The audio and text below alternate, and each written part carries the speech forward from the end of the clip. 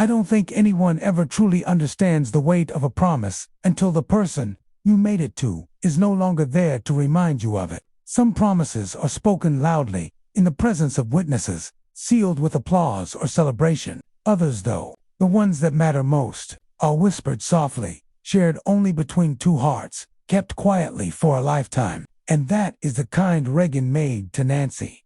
He never wrote it down, never told it to a friend, never mentioned it in a speech, but he made it, and he kept it through laughter, through illness, through the fading edges of memory, and till his very last day. The beginning of that promise didn't happen during their wedding or during one of the grand moments people remember them for. It happened long before that, in a small, dimly lit room, in the early years of their relationship years, before the White House, before the television cameras, before America fell in love with the idea of Ron and Nancy. Back then, they were just two people getting to know each other. She was soft-spoken, intelligent, steady. He was still healing from old wounds, still searching for the kind of trust that would not break under the weight of life. There were moments in those early days when he seemed strong and sure, and others when a shadow crossed his face, hinting at pains he didn't like to talk about. One night, after a long conversation and a simple dinner, they sat together in Reagan's small living room. Nancy curled her legs underneath her, sipping tea the way she always did, slowly, carefully, as if she wanted to savor every piece of the moment. Reagan sat across from her in the old armchair he had kept for years, the one that creaked whenever he shifted. The room smelled faintly of the lemon oil he used on the bookshelves, and the window was cracked open, just enough to let in a cool breeze. Nancy looked at him with that gentle, knowing expression. She had a look that could make you feel seen without saying a word. "You're quiet tonight," she said softly. He smiled, but she could tell it wasn't his usual warm smile. "Just thinking," he said. "About what?" she asked, leaning forward slightly. "About whether I deserve all of this," he answered, gesturing vaguely around the room, but they both knew he meant her. Nancy set her cup down and crossed to him, sitting on the arm of his chair. "Ronnie," she said gently, brushing a hand through his hair, "you don't have to deserve anything. You just have to let yourself be loved." He looked up at her, eyes shining in a way that made the room feel smaller, safer, warmer. "I'm afraid," he admitted, "afraid that I won't be enough, that one day I'll fail you." Nancy smiled with that softness he adored. "If you do, then we'll figure it out together." He took her hand, then lifted it to his lips and kissed it with a tenderness he rarely let anyone see. And it was in that moment, quiet, unremarkable to the world, when he made the promise, not aloud, not in any ceremonial way, but inwardly, in the deepest part of himself. He promised that she would never walk through a dark moment alone. He didn't know then how much that promise would someday mean. No one could have predicted the years ahead, the pressure of politics, the weight of a nation watching their every move. But even in the earliest days, Nancy understood him, understood that beneath the confident smile and the warm voice was a man who had spent many years trying to find someone who would stay when things grew difficult. From that night forward, he stayed, through every triumph, every doubt, every choice. He stayed not because it was expected, but because he had given her his word, if she didn't know it. As the years went by, their bond only grew stronger. People joked about how inseparable they were, how Nancy had become his anchor, his advisor, his steady presence. But what the world never really understood was how deeply he relied on her, not as a first lady, not as a public partner, but as the quiet strength he leaned on when the lights went off and the applause faded. There were small moments that revealed the truth of their devotion, moments no camera ever captured, like the mornings when she would gently straighten his tie before he left for work, and he would lean in just a little too long, as if to hold onto her warmth before stepping into the world. Or the evenings when he returned home, exhausted, his shoulders heavy from the day, and she would touch his hand lightly and ask, "How's my Ronnie?" And somehow, that simple question made everything feel bearable again. They had a rhythm, soft, steady, unspoken, a rhythm rooted in that early promise. But true promises are tested, and theirs was tested in a way neither of them could have prepared for. It began slowly, so slowly, that only someone who loved him as deeply as Nancy did could have noticed. At first, it was a forgotten name, then a misplaced object, then a repeated question. Small things, things anyone might overlook, but Nancy didn't overlook them. One evening, they were sitting together in the den, listening to an old record they both loved. Reagan closed his eyes, humming along softly, and Nancy rested her head on his shoulder. When the song ended, she looked up and smiled at him. "Remember when we danced to this at the cabin?" she asked. Reagan opened his eyes, hesitated, and then frowned ever so slightly. "Which cabin?" he asked. A small tremor ran through her, but she kissed his cheek and said, "It's all right. It'll come to you." And later that night, when he reached for her hand before falling asleep, she held it tightly and whispered a prayer she would repeat many times in the years to come. "Let me be strong for both of us." As the signs grew clearer, Reagan began to sense it, too. Some days, he moved through the house with ease, telling stories and teasing Nancy about the way she fussed over him. Other days, though, he seemed lost, wandering through memories that no longer formed in straight lines. He recognized what was happening, and one quiet evening, after she helped him find his way back from a moment of confusion, he turned to her with tears shining in his eyes. "I'm so sorry," he said softly. She cupped his face in her hands. "Don't be, we'll walk through this together." And that was when he repeated the promise, this time aloud. "I won't leave you to face this alone," he whispered. "As long as I know your face, I'll stay right beside you." Nancy smiled, though her voice trembled. "And if you forget my face?" Reagan looked at her for a long time, his expression softening into something heartbreakingly tender. "Then you'll remind me," he said, "and I'll fall in love with you all over again." Those words carried them through the hardest years, through the fading memories, through the days when Reagan struggled to remember where he was, but somehow always knew her presence. Whenever he drifted, she brought him back, and whenever she faltered, he held her hand and whispered the same gentle promise, "I'm right here, Nancy." Even in the late years when the world saw less of him, when the days grew quieter and the house grew still, he kept that promise. Whenever he grew confused or frightened, whenever his mind wandered into shadows he couldn't name, he would reach out his hand, and Nancy would place hers in his, without hesitation. He didn't always know where he was. He didn't always know the year. Sometimes he didn't even know the room he was standing in. But he always knew one thing, her hand. He always recognized her touch, and that was enough.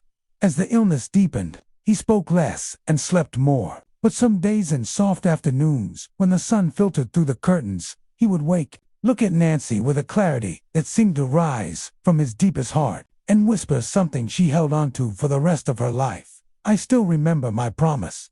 He meant it, even then, especially then, because some promises don't live in the mind, they live in the soul, and until his very last day, he kept it.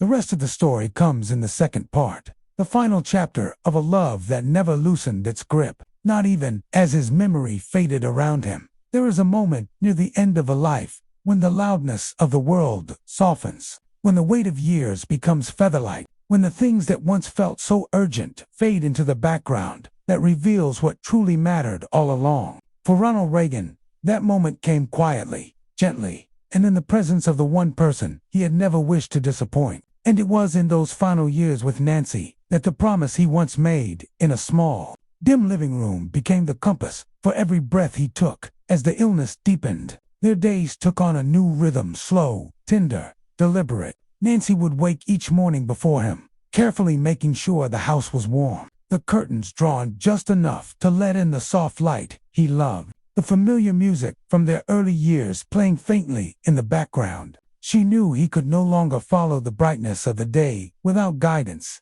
and she guided him gently, just as he had once guided the nation.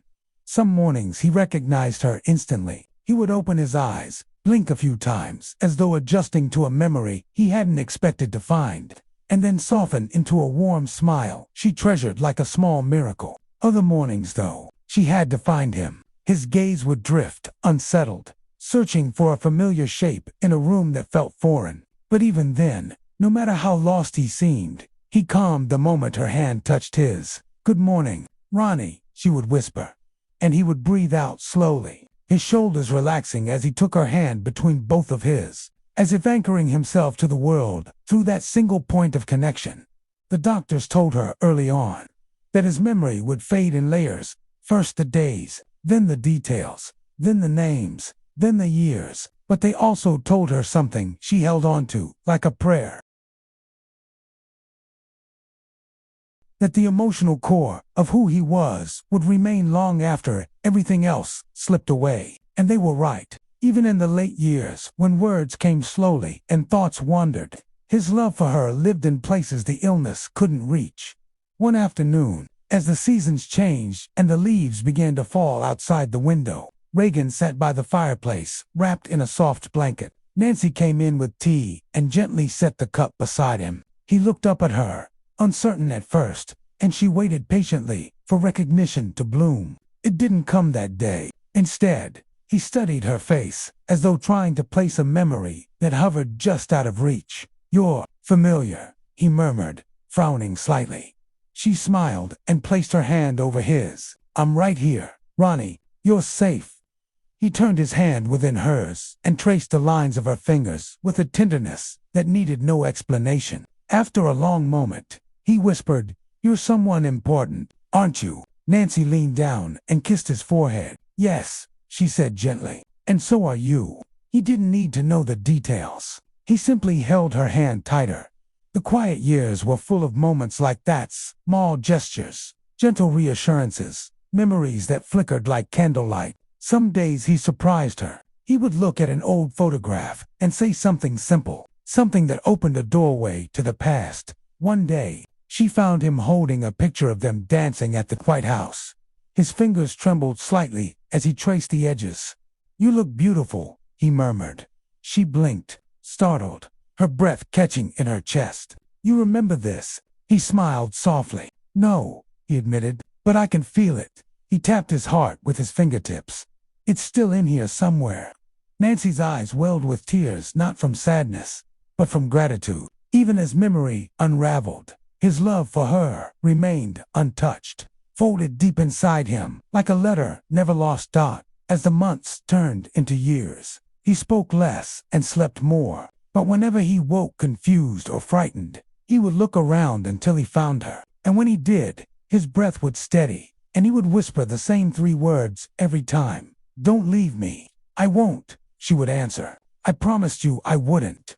There were nights when she stayed awake just to watch him sleep, brushing a hand through his hair, memorizing the lines of his face in the dim light. She knew the time was drawing near. She could feel it in the slowing of his steps, the softness of his voice, the way he clung to her hand for reassurance. And yet, even then, there were moments of clarity that shone through like rays of sunlight breaking through clouds. One evening, near sunset, she sat beside him in the garden. The air was warm, the sky painted in soft shades of orange and pink. Reagan blinked slowly and turned his head toward her. "You're Nancy," he said, voice small but certain. She smiled through tears. "Yes, sweetheart, I'm Nancy." He nodded a little, as if satisfied to have found her again. After a moment, he said, "I remember something." "What do you remember?" she asked gently. He took a long time to answer, searching through the fog of his mind. "I promised you something a long time ago." Nancy's breath trembled.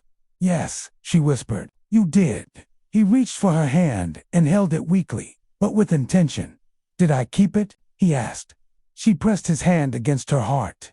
"Every day," she said softly, "every single day." His eyes glistened in the fading light. "I'm glad," he whispered. "I wanted to." That was the last time he remembered the promise clearly, but he kept it even after the memory itself faded.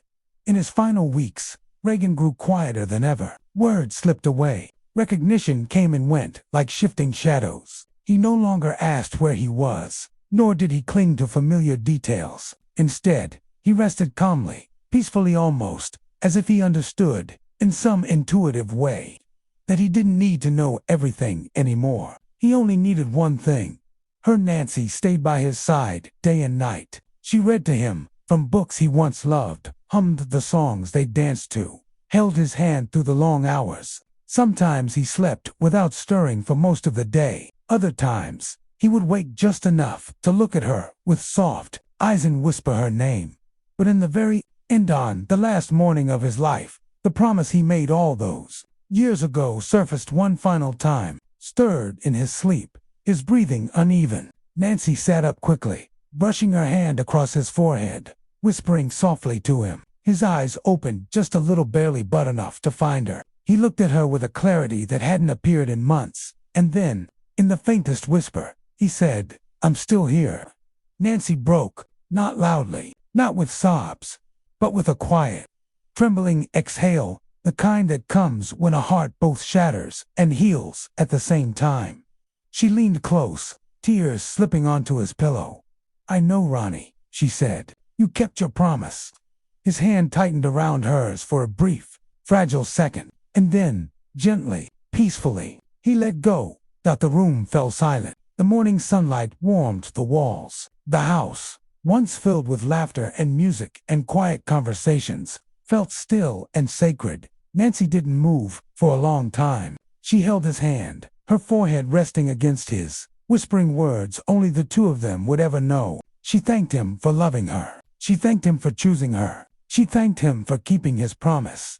When she finally stood, she placed a small handwritten note, one he had given her decades earlier, beneath his hand. A note that had been folded and unfolded so many times the edges had worn soft dot. It read, "Wherever you are, I'll find you." And in that moment, she knew he had. Some love stories are grand and dramatic. Some are loud, full of sweeping gestures and bold declarations. But the greatest ones, the ones that last, are quiet, like a hand held through illness, like a whispered reassurance in the dark, like a promise spoken softly in a small living room, and kept faithfully for a lifetime. Ronald Reagan kept his every day until his last breath, and beyond it. If this story touched your heart, I hope you stay with us. There are more gentle memories, more quiet moments, and more unseen pieces of Reagan's life to share. If you'd like to hear them, please consider liking the video, leaving a comment, and subscribing to the channel. Your support keeps these stories alive. Thank you for being here.